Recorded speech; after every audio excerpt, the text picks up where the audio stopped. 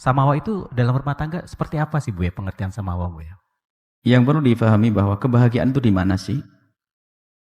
Kebahagiaan adalah di dalam hati, bukan di balik tumpukan uang.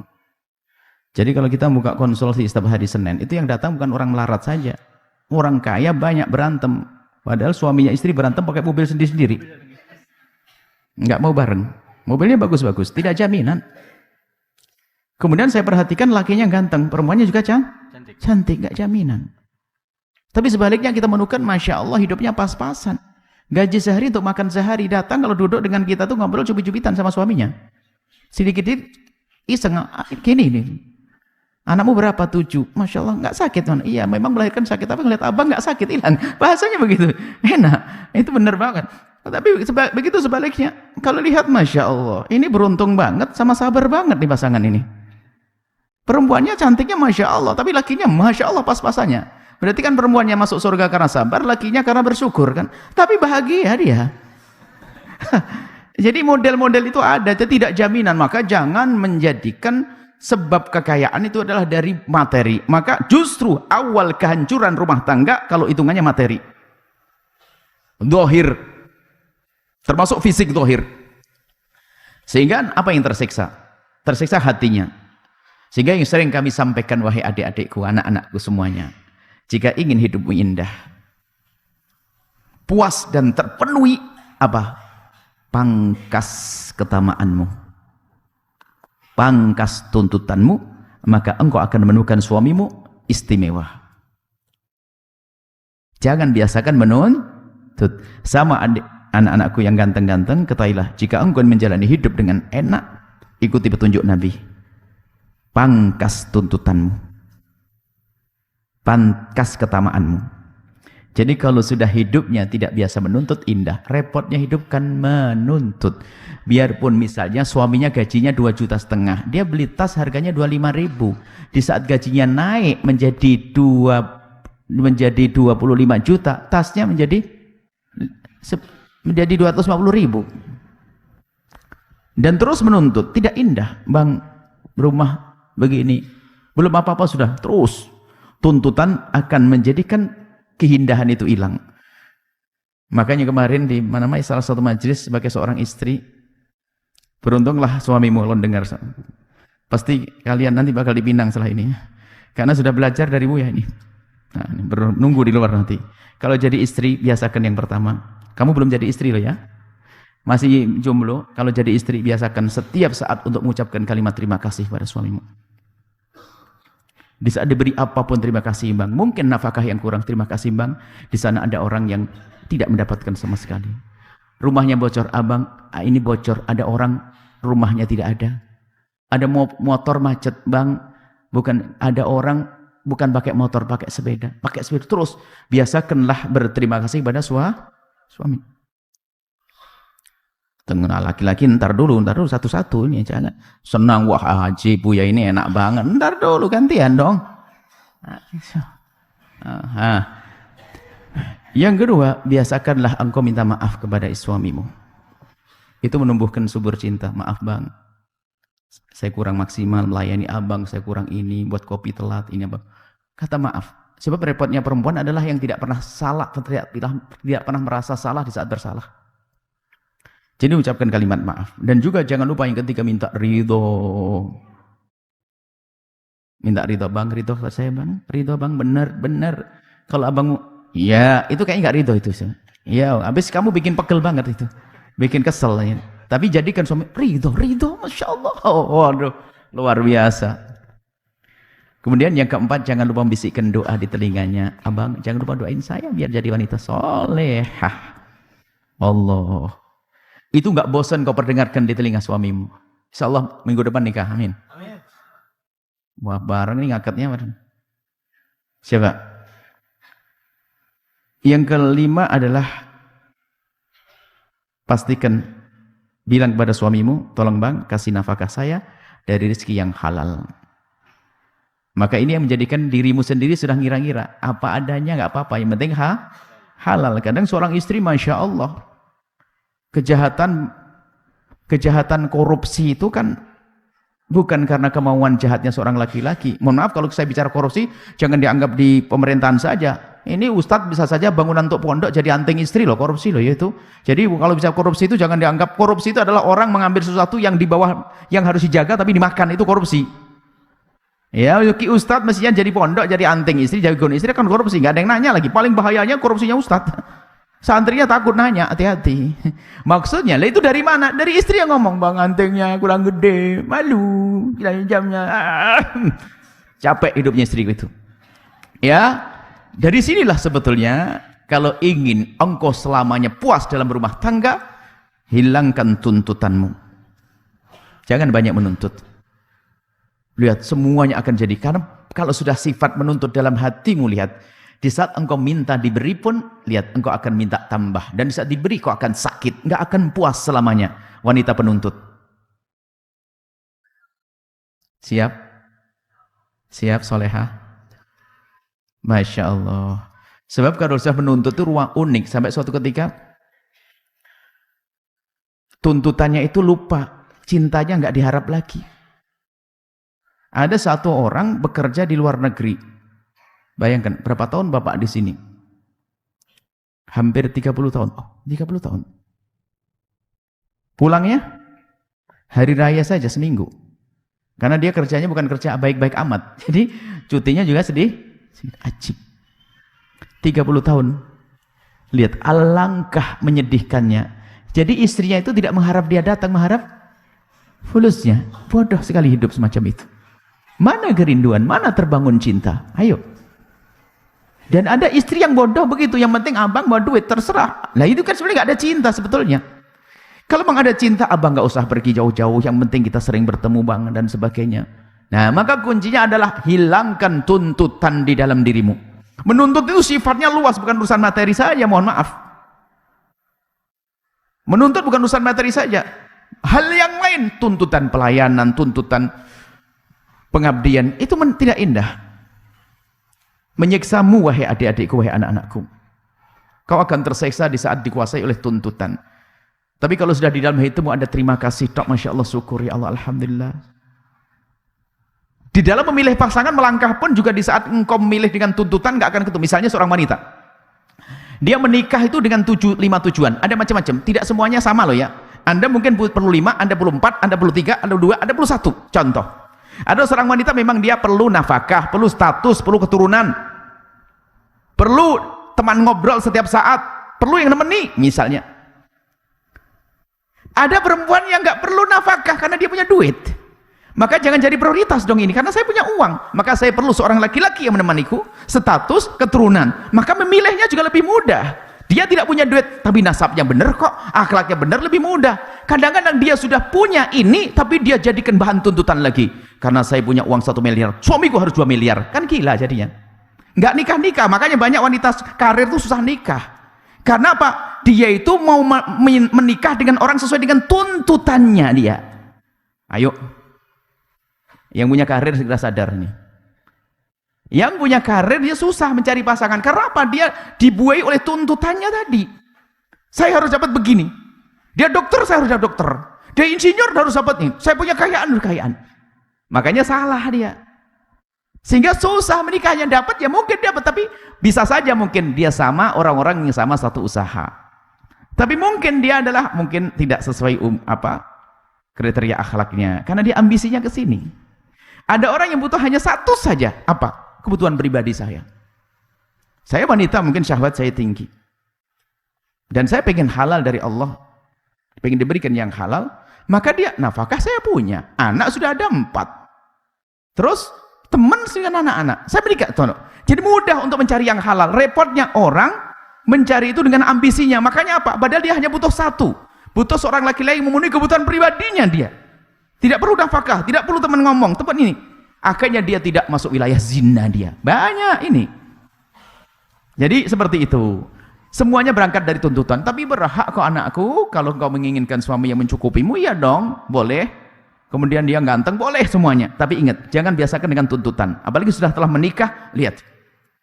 Bahasa Siti Khadijah Al-Kubra. Ingat pakai ini untuk langkah selanjutnya. Siti Khadijah pernah ditanya waktu setelah menikah dengan Nabi Muhammad, "Hai Khadijah, alangkah senangnya engkau menikah dengan Nabi Muhammad." Siapa enggak senang, orangnya jujur, ganteng, bersih, harum, wah segalanya. Alangkah senangnya engkau menikah dengan Nabi Muhammad. Apa jawab Siti Khadijah? Demi Allah, semenjak aku menikah dengan Nabi Muhammad, aku tidak pernah berpikir bagaimana aku bersenang-senang dengan Nabi Muhammad, tapi yang aku pikirkan adalah bagaimana Nabi Muhammad senang dengan aku. Allah, sederhana banget nih. Orang mengikir kesenangannya diri. Sampai suaminya kerja banting, kan masalah kerjaan tadi. Yang nyungsap suaminya, istrinya suka kredit di sini. Ya kan yang sana deh. Nggak karu-karuan. Nah, aslinya suaminya akhirnya suaminya jadi budak. Dan bukan dengan cinta dia.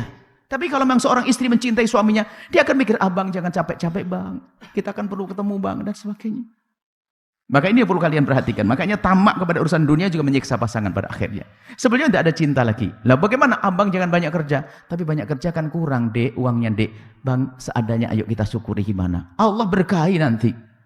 Wong jatah rezeki sudah dijatah kok. Tapi kalau hidupmu dengan tuntutan akan menyiksa. Hidupmu sendiri tersiksa dan suamimu tersiksa. Cinta akan hilang.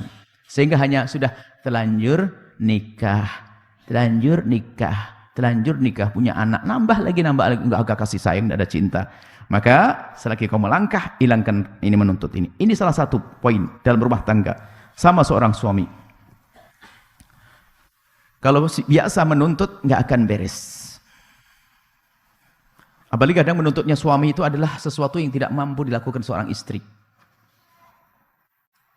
Kenapa sih kamu hidungmu enggak kayak tetangga? Kamu kurang ajar. Ada nonton film tuh matanya sakit. Coba matamu itu memang bisa bentuk mata dibuat. Kenapa sih kamu kurus banget? Cobalah kamu minum Subihan. Kita kayak enak. Atau kenapa kau gemuk banget dan sebagainya. Hati-hati, jangan seorang laki-laki hebat adalah laki-laki yang bisa menjaga lisannya. Tidak pernah menyakiti dengan lisannya pada seorang perempuan. Maka omonganmu sebagai anak laki-laki, sebagai seorang laki-laki, sebagai suami jaga. Kadang ngomongannya itu ceplas-ceplos. Wanita kan sensitif, lembut, perasa. Itu mangkas cinta pada akhirnya. Ah, kamu tuh begitu. Mungkin ada aroma tidak baik, gak usah diungkapkan. Tapi mohonlah sebagai wanita untuk ngerti tahu diri. Makanya ada diskusi. Diskusi selanjutnya itu bagaimana saya punya trik menjadi wanita yang menyenangkan suami, suami yang menyenangkan istri. Itu bagaimana? Jadi tolonglah kalau melihat sesuatu yang tidak layak itu jangan langsung diungkapkan. Apalagi mohon maaf kadang suami ini enggak bertahan padahal dia juga bersih-bersih amat. Jadi melihat aroma yang tidak baik dari istrinya lagi berhubungan disebut, "Ah, baumu kok begitu?" Hancur semuanya itu. Wah, memang dari dulu kok menikah dengan manusia kok ya bau, Dok.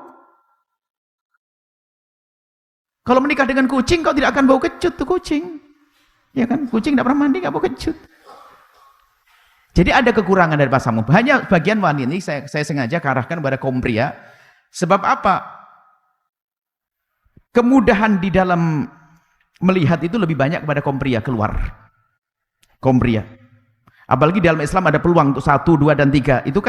Itu adalah kadang-kadang kalau tidak punya iman, tidak punya takwa, itu menjadikan bahan untuk gampang membandingkan istrinya dengan orang di luar. Zalim itu. Harus hati-hati. Jadi mudah. Sengaja saya sampaikan pada kaum pria di sini, kadang-kadang seenaknya kalau ngomong. Itu menyakitkan. Itu menuntut sebetulnya. Sama menuntut. Coba kalau hidupnya tuntut-tuntutan. Istrinya pengen suaminya ngomong begini. Tuntutan itu membuahkan tuntutan yang tidak enak juga. Neng, coba kamu kulitnya agak putih dikit. Dikasih bedak apa kayak. Akhirnya dia ngomong, coba abang lebih tinggi sedikit. Kan tidak enak. Ayo. Semuanya jadi tidak enak. Tapi ketahuilah bahwasanya suamimu adalah pilihan dari Allah. Kemudian agar semakin ganteng pasanganmu, agar semakin cantik pasanganmu, gimana caranya? Dengar Al-Quran. Agar kamu tidak banyak menuntut adalah belajar tadi. Kemudian urusan fisik dan yang lainnya adalah kullil mu'minina yaghuddu min absarihim. Katakan kepada kaum pria untuk jaga matanya. Wa kullil mu'minati yaghudduna min absarihin. Kaum wanita untuk menutup matanya. Kalau seorang wanita itu menjaga matanya, lihat, dia ketemu istrinya seperti baru ketemu terus, pengantin terus, semangat terus. Ada seorang laki-laki pernah datang pada kami sama. Seorang laki-laki, buya saya itu kalau sudah dengan suami saya itu kok kurang kurang semangat, kurang syahwat. Ya saya kan tidak boleh langsung membuat satu keputusan begini, tidak bisa. Saya lihat istrimu suruh ke sini. Saya mau nasihat istrinya, jangan-jangan istrinya welek banget, sangat jelek, atau mungkin kotor, kempros, atau bagaimana. Saya kan tidak tahu kan. Kok ada seorang laki-laki dengan istrinya tidak semangat. Pas datang, rupanya istrinya itu pernah datang kepada saya beberapa waktu yang lalu. Cuman saya nggak tahu kalau ini istrinya terdatang. Istrinya tahu. Saya tahu, rupanya istrinya orang cantik, anak cantik, perempuan cantik dan sebagainya. Akhirnya saya membaca wahai ini, sebabnya yaitu, rupanya laki-laki ini adalah sudah senang main ke night club. Jadi sering melihat perempuan-perempuan begitu, sehingga bandingannya seperti itu. Nah kemudian, di sisi lain apa? Istrinya itu kalau sudah diajak main sama suaminya, nggak pernah mau karena sudah merasa jijik, karena istri suaminya pernah ke tempat semacam itu. Coba, ini kan pentung ketemu pentung, tangtung. Bukan gayung bersambut, lihat. Sang suami melihat istrinya sudah tidak action, tidak dandan, tidak ini semuanya. Akhirnya semakin dia tambah nggak semangat. Istri yang nggak ada senyum dan sebagainya, lihat. Dari sinilah saya diem tok, tapi saya tahu ini. Ini saya nggak boleh ngomong di sini. Akhirnya setelah pisah, tak cari nomor teleponnya, ada. Saya panggil satu-satu. Saya tanya laki-lakinya. Saya guyonan gini. Tidak ada yang menjadikan kita. Istrimu tuh pilihan. Kau waktu menikah dia, kau tahu cantik tidak dia? Cantik ya. Terus? Cuman biasanya, saya pura-pura gitu. Biasanya yang menjadikan istri tidak cantik karena mata kita yang sering melihat yang haram. Dia diam. Iya, Buya. Nah, itu sudah selesai. Apa yang kau lakukan? Iya, Buya, mohon maaf. Saya sering kebawa kawan-kawan sih. Karena kawan-kawan habis kerja, capek, malam-malam lembur, main, langsung. Biarpun saya nggak ngapa-ngapain.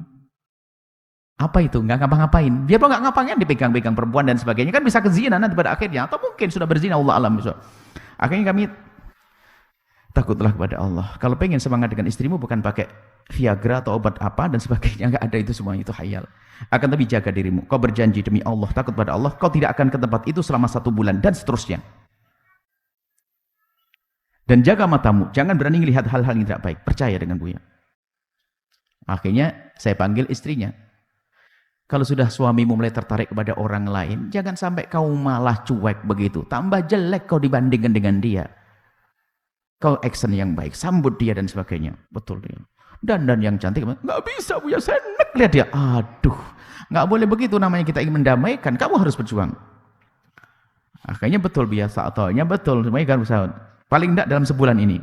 Kan sebulan dia tidak pernah ke diskotik, sebulan nggak pernah ini, menjaga, otomatis manusia normal bangkit syahwatnya. Baru ketemu lagi dengan si istrinya. Istrinya tampak dandan. Akhirnya setelah itu, apa kata saya itu berpisah, takutlah kepada Allah. Zina haram. Tidak Buya, saya tidak pernah melakukan. Cuman ya mohon maaf, mungkin sudah ciuman segala macam dan sebagainya. Khayalah-khayalannya sudah ke sana. Naudzubillah. Sebelum terjerumus tapi. Akhirnya ya begitu sebabnya, di saat mata kita sudah kemana-mana, akhirnya pasangan kita menjadi tidak indah lagi. Apalagi mohon maaf, jangan main-main. Nonton film porno itu jangan dianggap sepele. Secara syar'i tidak benar, secara psikologi, secara nafsi, secara jiwaan juga tidak dibenarkan. Kenapa? Itu akan membawa dirimu pada khayal yang tidak ada di alam nyata. Sehingga seperti apapun yang akan kau perlakukan dengan pasanganmu, enggak seperti dalam khayal itu kan film. Sehingga akan mengatakan, kau tidak seperti dia, kau tidak seperti dia, kau tidak seperti di film itu, akan menjadi tidak indah. Tapi kalau dirimu menjaga dari yang haram, lihat, jangan lihat itu semuanya, enggak ada tuntutan lagi di sini. Setiap ketemu dengan istrimu puas maksimal, setiap kau ketemu dengan suamimu puas dan maksimal. Biarpun suami istri nonton bersama, jangan mau. Karena itu menumbuh, mengajari, menuntut. Itu kan kebodohan. Contoh, seorang suami istri nonton film porno. Itu sebenarnya kan ngajari, sang istri ngajari suami, menunjukkan pada suami bahwasanya diriku tidak seindah yang ada di situ. Bodoh banget tuh istri. Sama sang suami ngajari apa? Diriku tidak sehebat di dalam film itu. Karena apa? Itu kan film. Bermacam-macam cara, naudzubillah mungkin. Lalu ditonton, akhirnya apa? Lemah semangatnya dengan pasangan. Sampai suatu ketika ada orang berkata, Buya, saya tidak bisa hubungan suami istri kecuali setelah saya nonton film kotor. Allah, bodoh banget. Oh, istrinya perempuan beneran. Coba yang menjaga mata, kesentuh langsung beres. Hati-hati anak-anakku semuanya. Apalagi zaman ini zaman internet. Jaga matamu, wahai anakku. Jaga matamu akan semakin indah engkau di rumah. Ini gambarnya, saya simbolkan tuntutan. Bagaimana tuntutan itu tumbuh? Tuntutan ditumbuh karena mata kita. Apakah urusan dunia, sering lihat motor tetangga, mobil tetangga, hidup tetangga, nuntut pada pasangan. Sama, seorang suami sering melihat jelalatan, cantiknya, tingginya, akhirnya pulang, nasib istriku.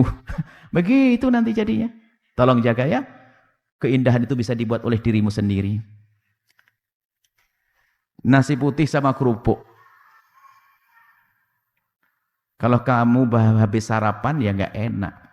Nasi putih sama kerupuk dikecap sedikit saja.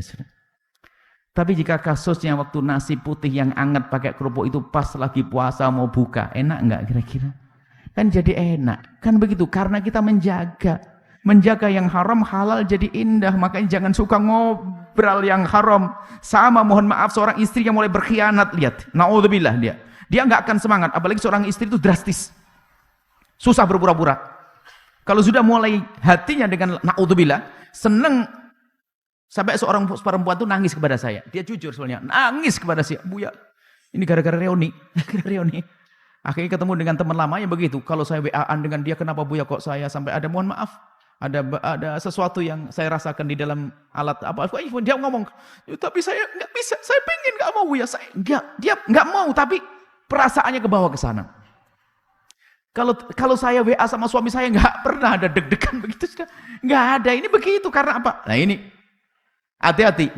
Sebetulnya bukan karena suami tidak menarik, justru di saat dia telah mengambil langkah untuk chattingan yang semacam itu, menjadikan dengan suaminya semakin dingin. Porsi kehangatanmu itu terbatas.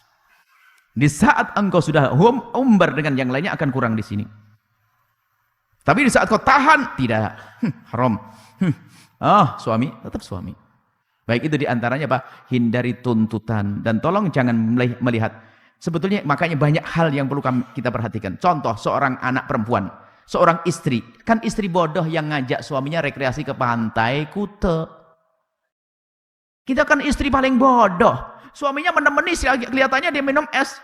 Nggak ngeliat istri yang dia sebelahnya. Wah, nasib istriku kok aneh banget modelnya. Bisa ngomong gitu nanti. Yang bodoh kan istri yang ngapain diajak ke situ. Sebetulnya merusak kita juga kadang.